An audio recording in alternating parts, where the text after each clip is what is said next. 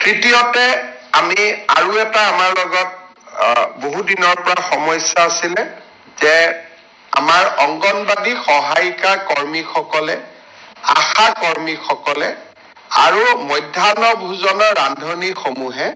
কিছু তেওঁলোকে বেতন বঢ়াবৰ কাৰণে বিভিন্ন সময়ত চৰকাৰৰ ওচৰত দাবী জনাই আহিছে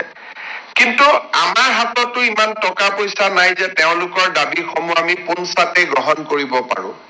আমাৰ বিত্তমন্ত্ৰী অজন্তা নেওগ মন্ত্ৰী পীযুষ হাজৰিকা আৰু মন্ত্ৰী অশোক সিংঘাল এই যিখিনি আমাৰ ডিপাৰ্টমেন্ট ইয়াত ইনভলভ হৈ আছে এই তেওঁলোকক লৈ আমি এখন সৰু কমিটি কৰি দিছো যাতে বাজেটৰ সময়ত বা বাজেটৰ পিছত উপযুক্ত সময়ত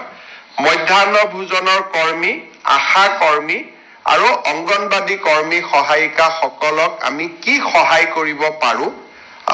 তেওঁলোকে যিমান খুজিছে আমিতো সিমান কৰিব নোৱাৰো কিন্তু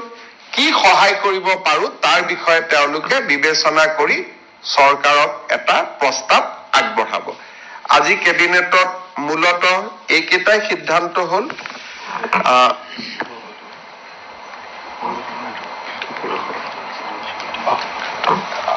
ইয়াৰ পিছত আমাৰ এটা সমস্যা আমাৰ সন্মুখত আহিছে পঞ্চায়ত ইলেকশ্যনক লৈ আজি যদি আমি পঞ্চায়ত ইলেকশ্যন ঘোষণা কৰো